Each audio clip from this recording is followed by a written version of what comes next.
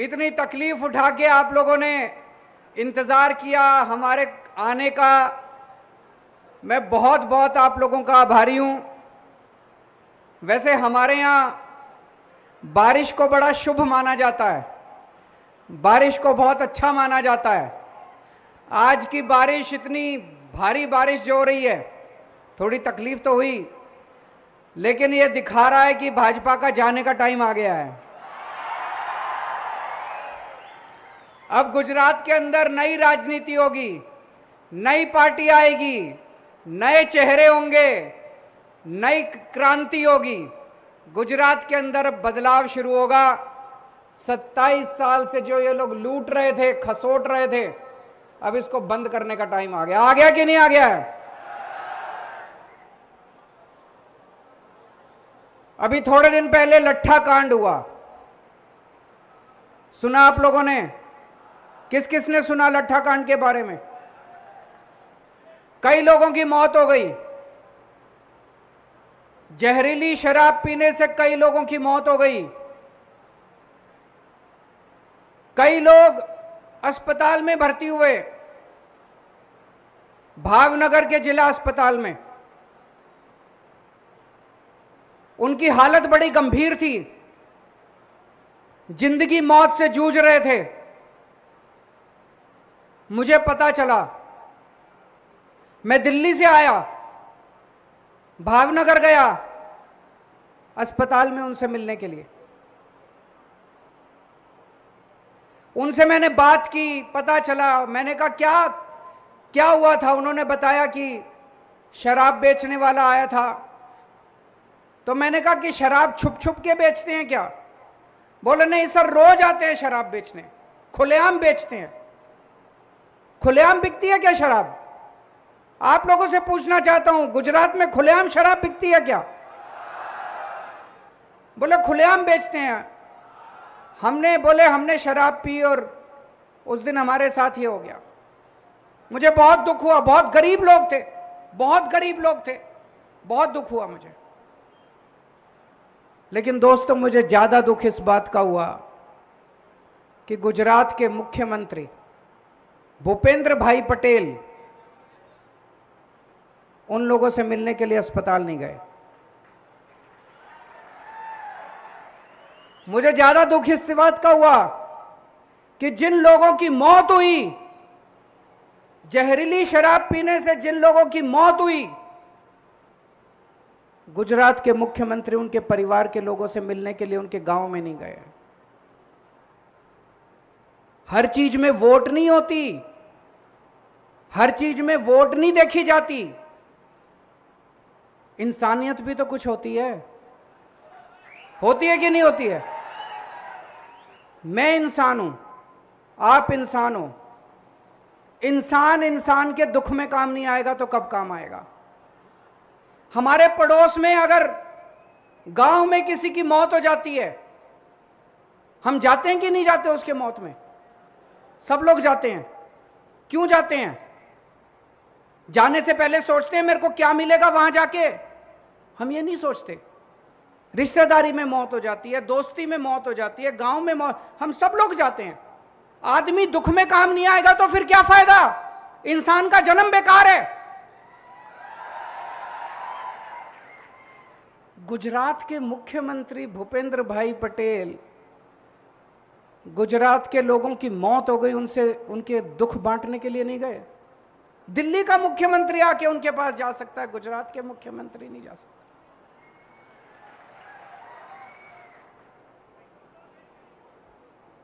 भाजपा के प्रदेश अध्यक्ष CR पाटिल साहब,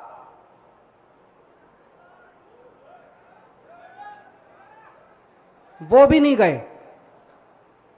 वो भी किसी से मिलने नहीं गए, अस्पताल में भी नहीं गए।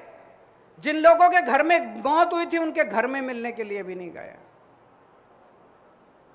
ऐसी पार्टी का क्या फायदा? आप लोगों ने, गुजरात के लोगों ने इतना भारी बहुमत देके इनको 27 साल इनको राज दिया आप लोगों ने। या आपके घर में मौत होने पे आपसे मिलने भी नहीं आते? क्या फायदा इस बात का? उन्हीं को साथ दोस्ती, दोस्त तो वो होता है ना जो दुख में काम आए, होता है कि नहीं होता? सुख में तो सारे काम आते हैं, शादी ब्याह में तो सब आ जाते हैं। मेरे घर में अगर मौत हुई, अगर कोई नहीं आया, इसका मतलब वो मेरा दोस्त नहीं है, इसका मतलब वो मेरा साथी नहीं है। जो दुख में काम नहीं आए वो साथी नहीं है। दोस्तों, मैंने पता किया, गुजरात के अंदर खूब दारू बिकती है, खूब शराब बिकती है, खुलेआम बिकती है, गांव गांव में बिकती है, गली गली में बिकती है, शहर शहर में बिकती है। कहते हैं दारू बंदी है, यहां पे तो शराब बंदी है, नशा बंदी है गुजरात में। तो ये इतनी हजारों करोड़ों रुपए की दारू कौन बेचता है?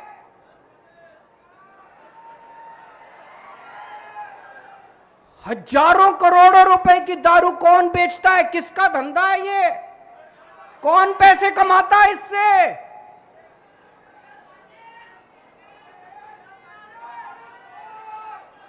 दोस्तों, अगर आप इनको वोट दोगे तो ये आपके बच्चों को दारू पिलाएंगे, ये आपके बच्चों को जहरीली शराब पिलाएंगे। अगर आप इनको वोट दोगे तो ये नकली दारू का धंधा चलता रहेगा, गैर कानूनी दारू का धंधा चलता रहेगा। दिल्ली में 5 साल 7 साल हुए मेरे को सरकार चलाते हुए। दिल्ली में हमने शानदार स्कूल बना दिए, इतने अच्छे स्कूल, गरीबों के बच्चे, रिक्शे वाले के बच्चे, मजदूर के बच्चे, दलितों के बच्चे अब इंजीनियर बन रहे हैं, डॉक्टर बन रहे हैं, वकील बन रहे हैं, बड़े बड़े बिजनेस आइडिया लेके आ रहे हैं। शानदार शिक्षा मिल रही है, शानदार स्कूल बना दिए, शानदार अस्पताल बना दिए, रोजगार दिए मैंने बच्चों को। आप दिल्ली जाके देखो। इनको वोट दोगे, ये आपके बच्चों को जहरीली शराब दोगे, पिलाएंगे। मुझे वोट दोगे, मैं आपके बच्चों के लिए स्कूल बनाऊंगा, आपके बच्चों को नौकरी दूंगा। अब बदल दो, अब आपके पास मौका है, इस बार बदल दो। अभी तक बीजेपी और कांग्रेस में इल्लू इल्लू चलता था। इल्लू मतलब आई लव यू।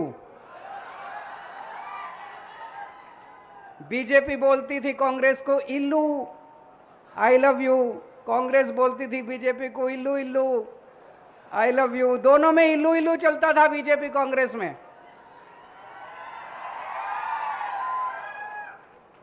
दोनों में इल्लू इल्लू, दोनों खूब ऐश कर रहे थे दोनों मिलके। आप कांग्रेस को वोट देते थे, वो जाके बीजेपी में बैठ जाते थे। अब ये बंद होगा, अब ये नहीं चलेगा, अब ये इल्लू इल्लू की राजनीति नहीं चलेगी। अब ये बंद करनी है इल्लू इल्लू की राजनीति। अब ईमानदारी की राजनीति चलेगी। अब ईमानदार पार्टी आ गई है गुजरात के अंदर, आम आदमी पार्टी आ गई है गुजरात के अंदर। अब ईमानदारी की राजनीति चलेगी, ये बंद करना है। कांग्रेस को वोट देने से कोई फायदा नहीं है। इस बार एक भी वोट कांग्रेस को नहीं पड़ना चाहिए, हर वोट आम आदमी पार्टी को, झाड़ू को पड़ना चाहिए। कांग्रेस में कई नेता तो छोड़ के बीजेपी में चले गए, कई नेता चुनाव के पहले चले जाएंगे और जो बचेंगे वो सारे चुनाव के बाद चले जाएंगे कांग्रेसी। तो अब कांग्रेस में कुछ नहीं बचा। ये वाला चुनाव सीधे सीधे आम आदमी पार्टी और बीजेपी के बीच में है। आम आदमी पार्टी मतलब ईमानदार पार्टी, आम आदमी पार्टी मतलब देशभक्त पार्टी। नई राजनीति, नए चेहरे, नई सोच, नई उमंग, नई एनर्जी। और भाजपा मतलब जहरीली शराब, भ्रष्टाचार, नकली दारू। आज मैं आपके बीच में आपके मुद्दों के बारे में बात करने आया हूं। मेरे को भाषण वाषण नहीं आता, मेरे को राजनीति करनी भी नहीं आती, मेरे को पॉलिटिक्स नहीं आती, मेरे को काम करना आता है, मेरे को देश के लिए काम करना आता है। मैं भी आम आदमी हूं। आज से 10 साल पहले इस देश में केजरीवाल को कोई नहीं जानता था। एक आम आदमी हूं मैं, इसीलिए मैं एक आम आदमी की समस्या समझता हूं। एक आम आदमी कैसे बड़ी मुश्किल से पैसे कमाता है, अपने बच्चों को पालता है, परिवार को पालता है, महंगाई हो गई है। तो आज मैं आपको कुछ गारंटी दे रहा हूं गारंटी क्यों दे रहा हूं? गारंटी का क्या मतलब है? ये चुनावी वादा नहीं है। ये लोग भी आएंगे, बीजेपी कांग्रेस वाले भी आएंगे, कहेंगे ये हमारा मैनिफेस्टो, ये घोषणा पत्र, ये हमारा संकल्प पत्र, वो सब झूठे होते हैं। गारंटी मतलब आप टीवी खरीदने जाते हो मार्केट से, टीवी वाला आपको 2 साल की गारंटी देता है कि अगर 2 साल में टीवी खराब हो गया तो वापस। मैं आपको 5 साल की गारंटी दे रहा हूं। अगर हमने काम नहीं किया तो 5 साल के धक्के मार के हमको बाहर निकाल देना, हमको गुजरात में मत घुसने देना अगली बार। और ये केजरीवाल की गारंटी है, टूटती नहीं है कभी, पक्की गारंटी है। एक एक शब्द में सोच के बोलता हूं।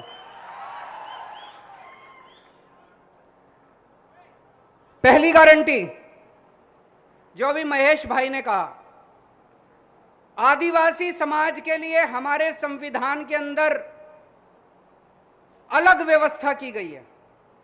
अलग व्यवस्था क्यों की गई है? आदिवासी समाज का संस्कृति अलग है, बहुत गरीब है। इसीलिए बाबा साहब अंबेडकर ने, संविधान के निर्माताओं ने आदिवासी समाज के लिए 5th शेड्यूल बनाया, 5वां शेड्यूल बनाया, लेकिन किसी ने लागू नहीं किया। आम आदमी पार्टी को वोट दो, पहली बार गुजरात के अंदर 5th शेड्यूल लागू करके दिखाएंगे आपको। मेरी गारंटी है। दूसरी, पेसा एक्ट आया। पेसा एक्ट कहता है गांव सभा, ग्राम सभा विधानसभा से भी बड़ी होगी, संसद से भी बड़ी होगी। जो ग्राम सभा तय करेगी वही पक्का, उसके ऊपर किसी को अधिकार नहीं दिया। उसको ये मानते ही नहीं है।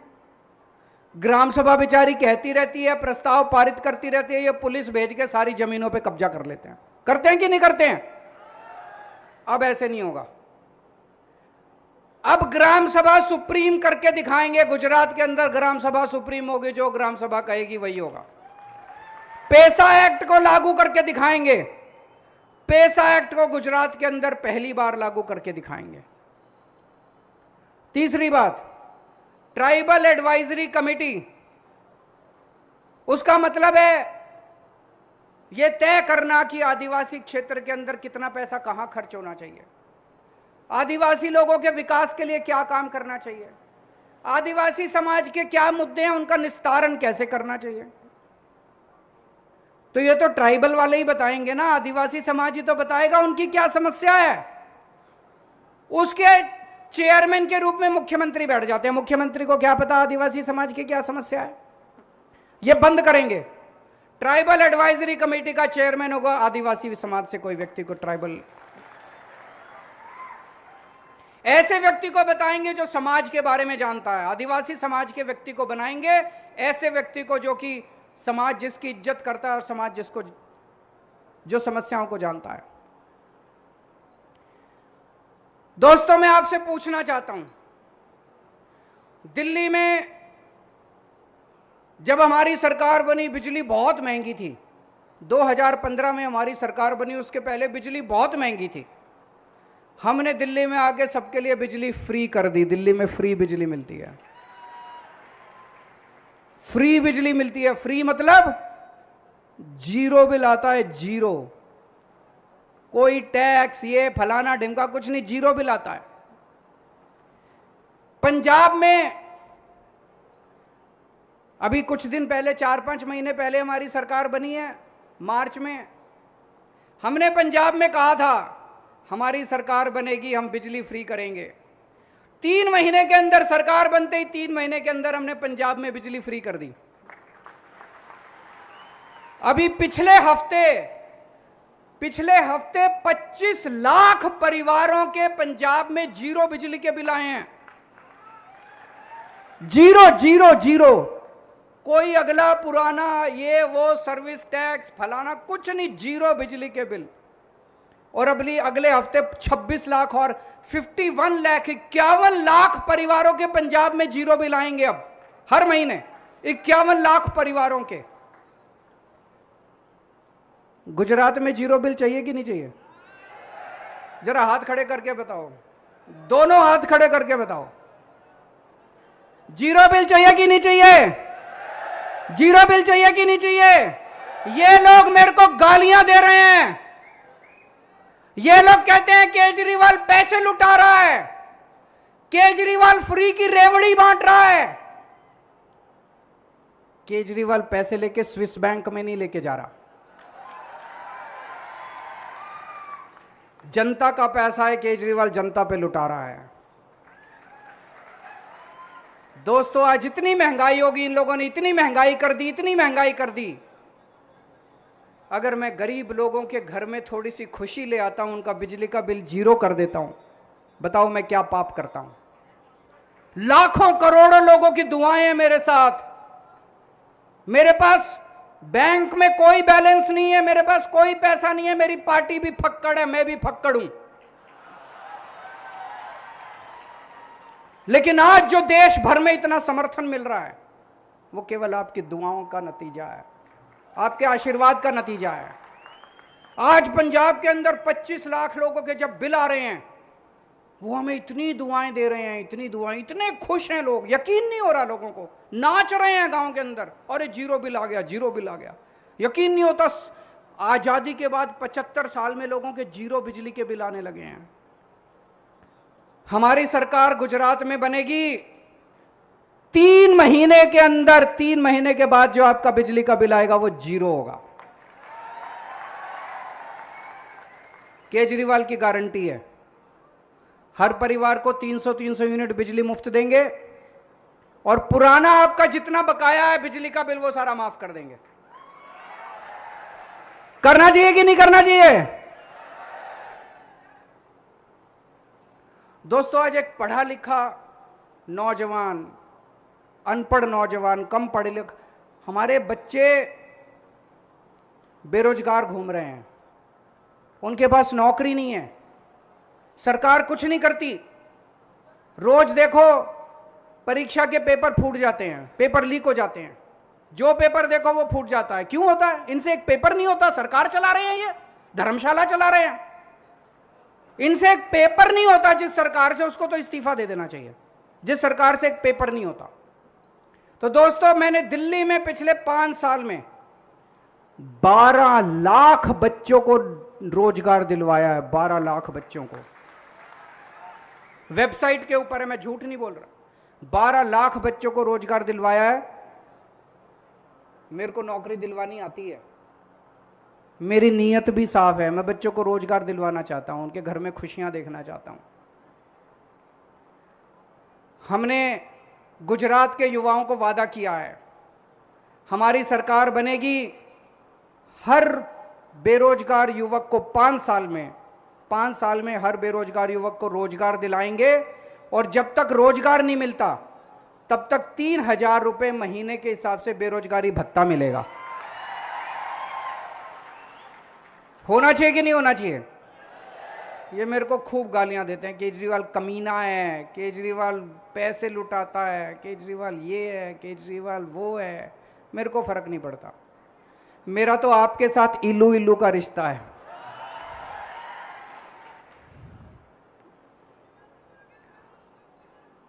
मैंने पूरी प्लानिंग करी है, महेश भाई के साथ बैठ के, गोपाल इटालिया के साथ, ईशुदान भाई के साथ, इंद्रानिल भाई, सबके साथ बैठ के मैंने प्लानिंग करी है।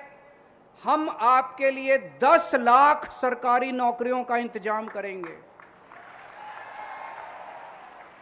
10 लाख सरकारी नौकरियों का इंतजाम करेंगे, उसमें आदिवासी समाज को पूरा हक मिलेगा, उनको पूरा अपना कोटा मिलेगा।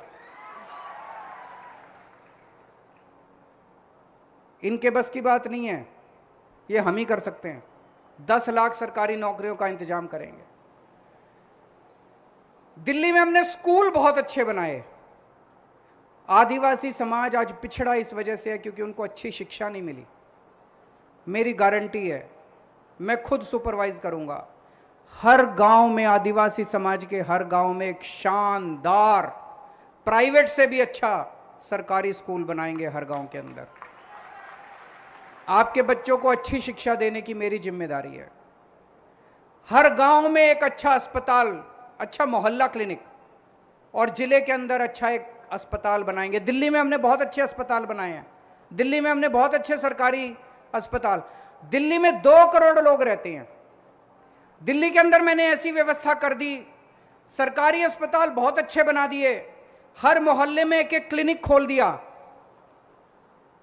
और दिल्ली के 2 करोड़ लोगों के लिए हमने सारा इलाज मुफ्त कर दिया। दवाइयां भी मुफ्त, टेस्ट भी मुफ्त, आपका ऑपरेशन कितना भी महंगे से महंगा ऑपरेशन हो वो भी मुफ्त। आपके लिए भी ये इंतजाम करेंगे, सारा इलाज मुफ्त आपके लिए। अच्छे